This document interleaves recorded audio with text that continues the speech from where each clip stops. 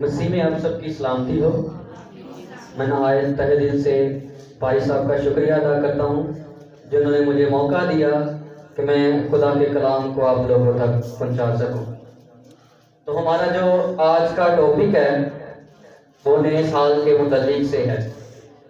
ہم بائبل مقدس میں سے نئے سال کے متعلق سے سیکھیں گے کہ خدا ہمیں بائبل مقدس کے ذریعے نئے سال کے بارے میں کیا بتاتا ہے۔ سال حوالہ نکالیں عہد جدید کی کتاب میں سے دوسرا کرنتھیوں اس کا 5واں باب اور اس کی 17ویں آیت سے ہم پڑھیں گے۔ دوسرا کرنتھیوں اس کا 5واں باب اور اس کی 17ویں آیت سے یوں مرقوم ہے، اس لیے اگر کوئی مسیح میں ہے تو وہ نیا مخلوق ہے، پرانی چیزیں جاتی رہیں، دیکھو وہ نئی ہو گئی۔ پاک کلام کے پڑھے سنے سمجھے اور اس پر عمل کیے جانے پر خداوند کی برکت ہو۔ سب کہیں آمین۔ بائبل مقدس میں سے یہ جو کلام مقدس کا حصہ تلاوت کیا گیا یہ بہت کامن سی آیت ہے، اور خصوصی طور پر یہ آیت نئے سال کے اوپر، یا یوں بھی کہہ دیا جائے کہ یہ نئے سال کی آیت ہے تو کوئی حرج نہیں، موضوعی طور پر یہ نئے سال کا مضمون ہے، اور اس کو مختلف مفکران دین، مبشران دین، ایونجلسٹ، پریچر مختلف وے کے ساتھ بیان کرتے ہیں۔ اور آج میں بھی خدا کا ادنا سا خادم ہوتے ہوئے اس آیت کو خدا کے روح کی ہدایت میں رہتے ہوئے بیان کرنے کی کوشش کروں گا۔ میں کوئی بہت بڑا پریچر تو نہیں ہوں، سیمنری کا اسٹوڈنٹ ضرور ہوں، لیکن یہ کوئی خاص بات نہیں۔ جب تک خدا میرے ساتھ نہیں میں اس کو بیان کرنے سے قاصر رہوں گا، لیکن میرا ایمان ہے کہ میری امت خدا کی طرف سے ہے جو مجھے گرنے نہیں دے گا۔ آمین۔ اس سے پہلے کہ میں کلام مقدس کو بیان کروں، ٹائم اور سال کے بارے میں بتاتا چلوں کہ ٹائم اور سال ہے کیا۔ انسان نے شروع ہی سے ٹائم کو ناپا ہے۔ یہ ہماری زمین جو گول ہے یہ چاند اور سورج کے گردا گرد اپنا چکر لگاتی ہے، اور 365 دنوں کے اندر یہ سورج کے گرد اپنا چکر جو ہے کمپلیٹ کر لیتی ہے، اور ہم کیا کہتے ہیں؟ ایک سال ہو گیا ہے۔ جب گردش وجود میں آئی اور ہسٹری میں مختلف قوموں نے اپنے ٹائم کو ناپنے کے لیے اپنے اپنے کیلنڈر نکالے، یہ انسان کی کاوش تھی۔ مصری سال، مصری calendar, the oldest one in the history of mankind، تاریخ میں مصری سال جو ہے یا مصری کیلنڈر جو ہے یہ سب سے پرانا کیلنڈر ہے، اور یہ ستمبر میں اپنے سال کا آغاز کرتے ہیں، اور زیادہ تر جو سال ہیں یہ نئے سال سے اٹیچڈ ہیں، موسم بہار سے۔ چائنیز کیلنڈر یہ جنوری میں اپنے سال کا آغاز کرتے ہیں۔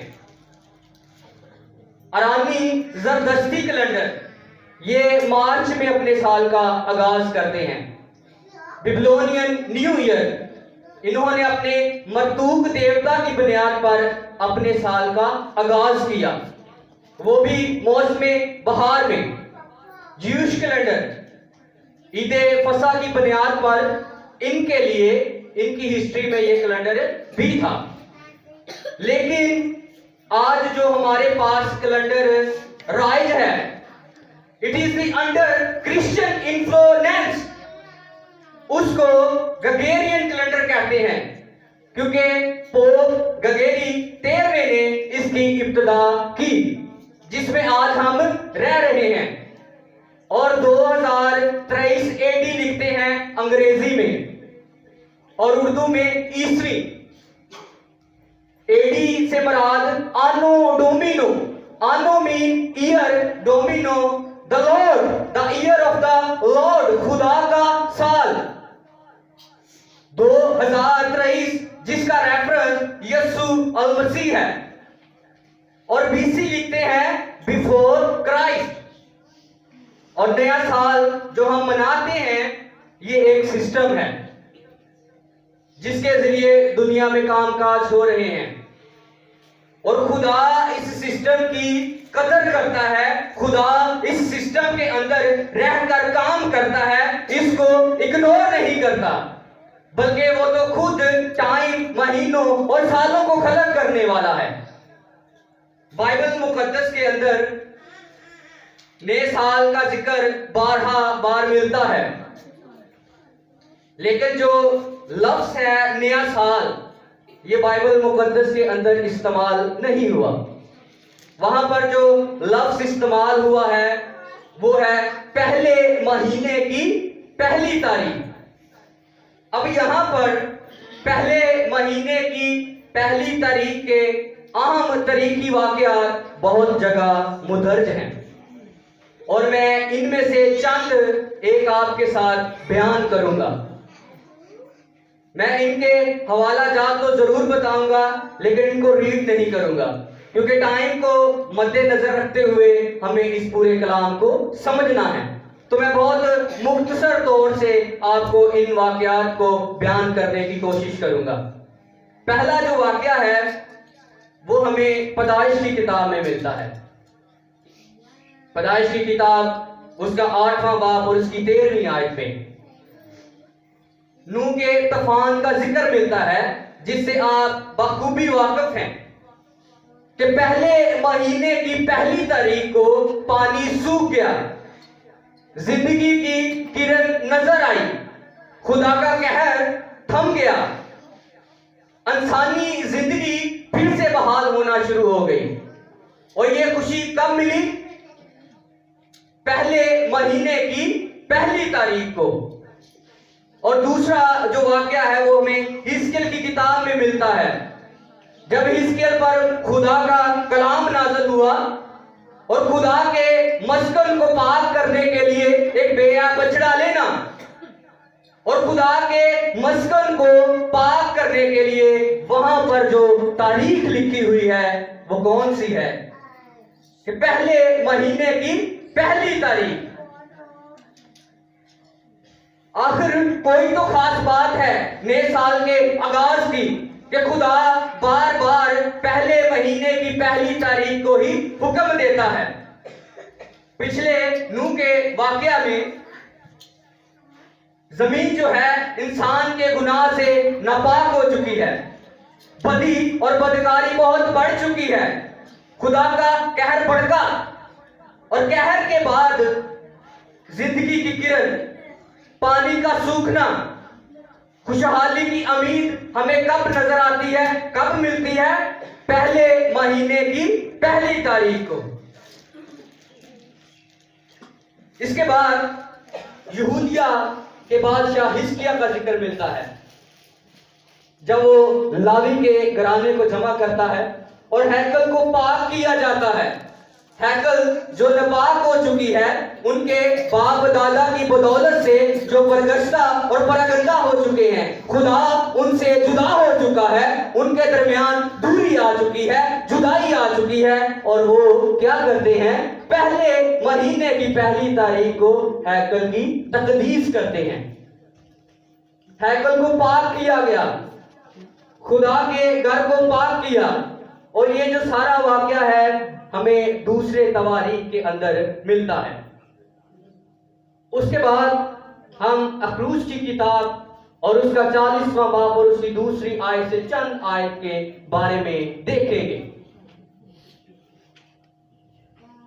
जब पहले महीने की पहली तारीख को खुदा ने मूसा को एक मखसूस काम दिया, एक खास काम दिया, और मूसा ने वो काम किया, तो खुदा मूसा और बनी इस्राएल को बहरा कुलसम से निकालकर बारा में ले आया, और बारा से अलीम में, और अलीम से सीन के बियाबान में, जहां पर आसमान से मन बरसना शुरू हुआ। اس کے بعد وہ رفیدیم سے چلتے چلتے کوہ سینا پر پہنچتے ہیں. یہ وہ کوہ سینا ہے جہاں پر خدا نے کلام کیا جو آج ہم پڑھ رہے ہیں. اور کوہ سینا پر خدا نے اپنے 10 احکامات بھی بتائے اور خیمہ اجتماع بنانے کے لیے کہا. خیمہ اجتماع کو بنانے کے لیے خدا نے موسیٰ کو ایک مخصوص کام کا حکم دیا، اور وہ مخصوص کام یہ تھا کہ پہلے مہینے کی پہلی تاریخ کو خیمہ اجتماع کی پیمائش سے لے کر لکڑی کے کام تک، پردوں کے رنگوں تک کا انتخاب خدا نے خود کیا. تب خیمہ اجتماع پر ابر چھا گیا اور مسکن جو تھا وہ خدا کے جلال سے مبہور ہو گیا. اب یہاں پر جو سوال پیدا ہوتا ہے وہ یہ ہے کہ خدا نے خیمہ اجتماع بنانے کے لیے کیوں کہا؟ خیمہ اجتماع کی ضرورت کیوں ہے؟ وہ کیوں ضروری ہے؟ اور اہم کام جو ہے وہ موسیٰ کو دیا. خدا تو ویسے بھی ان کے ساتھ تھا، بحیرہ کلزم کو پار کرتے وقت بھی خدا ان کے ساتھ تھا، جب مصریوں کے پلوٹوں کو مارا تب بھی خدا ان کے ساتھ تھا، دن کو بادل کی صورت میں اور رات کو آگ کی ستون میں خدا ان کے ساتھ ساتھ چلتا تھا. جب ہم گہرے طریقے سے بائبل مقدس کا مطالعہ کرتے ہیں تو ہمیں اس بات کا پتہ چلتا ہے کہ خدا ان کے ساتھ سکونت کرنا چاہتا تھا، اپنا مسکن ان کے درمیان بنانا چاہتا تھا، کیونکہ خدا ان سے پیار کرتا ہے، ان سے محبت کرتا ہے. اس لیے تو وہ فرماتا ہے کہ جو کوئی تم کو چھوتا ہے وہ میری آنکھ کی پتری کو چھوتا ہے. تو خدا ہمیشہ سے انسان کے ساتھ رہنا چاہتا تھا. باغ عدن میں بھی خدا انسان کے ساتھ شراکت رکھنا چاہتا تھا. اس لیے خدا نے اپنا مسکن اور خیمہ اجتماع بنانے کے لیے کہا. یہ ہمارے لیے بہت اہم بات ہے کہ اس کے لوگ اس کی حضوری میں رہیں. اس لیے تو زبور نویس اپنے زبور میں لکھتا ہے، فرماتا ہے کہ اے خداوند تیرے خیمہ میں کون رہے گا، تیرے کوہ مقدس میں کون سکونت کرے گا. اور اسی حصے کے اگلا حصہ میں وہ فرماتا ہے کہ کون سا شخص تیری حضوری میں رہ سکتا ہے. تو خدا بنی اسرائیل کے ساتھ رہنا چاہتا تھا، اور خیمہ اجتماع کو بنانے کے لیے موسیٰ کو پورا 1 سال لگا. جب خیمہ اجتماع کو کھڑا کیا گیا تو وہاں پر جو تاریخ لکھی ہوئی ہے وہ کون سی ہے؟ پہلے مہینے کی پہلی تاریخ. خدا نہ صرف اپنے مسکن کو بنانا چاہتا ہے بلکہ وہ اپنے مسکن کی غیرت بھی رکھتا ہے. جب ہم بائبل مقدس کے اندر دیکھتے ہیں، بائبل مقدس کے اندر ہمیں دانیل کی کتاب میں ایک ذکر ملتا ہے کہ جب نبوکت نظر کے بیٹے بیلشجر نے ہیکل کے برتنوں کے اندر مے نوشی کی، تو جیسے ہی اس نے ہیکل کے برتنوں کے اندر مے ڈالی تو وہاں پر ایک ہاتھ نمودار ہوا اور اس نے ایک نوشتہ لکھا، منے منے تکیلو فرزین، جو کہ دانیل کی کتاب اس کا 5واں باب اور اس کی 25ویں آیت کے اندر لکھا ہے. اور اسی رات بیلشجر بادشاہ قتل ہو گیا اور اس کی جگہ دارا بادشاہ بنا. تو خدا اپنے مسکن کی غیرت رکھتا ہے، اس کی حفاظت بھی کرتا ہے. مقدس داؤد جب اس نے محل بنا لیا اور اس پہ سکونت پذیر ہو گیا تو اس نے سوچا کہ کیوں نہ میں خدا کے لیے بھی گھر بناؤں جس نے مجھے سب کچھ دے دیا. تو خدا اس کی اس بات سے خوش تو ہوا، لیکن خدا نے ناتن نبی کی معرفت اس کے لیے پیغام بھیجا کہ تو میرا گھر نہ بنانا کیونکہ تیرے ہاتھ خون سے رنگے ہوئے ہیں. وہ اس لیے کہ داؤد جنگجو تھا اور اس نے خدا کے حضور میں ایک بہت بڑا گناہ کیا تھا، اور وہ گناہ یہ تھا کہ جو ہتی اوریا کی بیوی تھی اس کو حاصل کرنے کے لیے اس نے ہتی اوریا کو جنگ کے دوران مروا دیا. تو خدا اس کی اس بات سے بہت ناراض ہوا. تو خدا اس کو سزا یہ دیتا ہے کہ جو ہتی اوریا کی بیوی میں سے بیٹا پیدا ہوتا ہے وہ مر جاتا ہے. اور جو مقدس داؤد ہے وہ کچھ عرصہ بیمار رہتا ہے. کیونکہ خدا مقدس داؤد کے ساتھ پیار کرتا تھا, اس سے محبت کرتا تھا, کیونکہ وہ اس کا برگزیدہ بندہ تھا. اور خدا نے کہا کہ میں تیری نسل میں سے بادشاہت کو ختم نہیں ہونے دوں گا. اور یہ برکت اس کو ملی. اور بائبل مقدس یہ بیان کرتی ہے کہ یسی کے تنے سے ایک قوم نکلے گی اور اس کی جڑوں سے ایک بارآور شاخ پیدا ہوگی. اور یسی جو تھا وہ داؤد کا باپ تھا. تو اس نے صرف اس کا گھر بنانے کا سوچا اور اس کو اتنی بڑی برکت ملی. اس لیے تو وہ یسایہ نبی کی معرفت فرماتا ہے کہ اس کی سلطنت کے اقبال اور سلامتی کی کچھ انتہا نہ ہوگی. وہ داؤد کے تخت اور آج سے ابا تک حکمران رہے گا اور عدالت اور صداقت سے اسے قیام بخشے گا. رب الافواج کی گیوری یہ کرے گی. اب ہم اپنی سندھی آیت کی طرف آتے ہیں. اس لیے جو کوئی مسیح میں ہے وہ نیا مخلوق ہے. پرانی چیزیں جاتی رہی, دیکھو وہ نئی ہو گئی.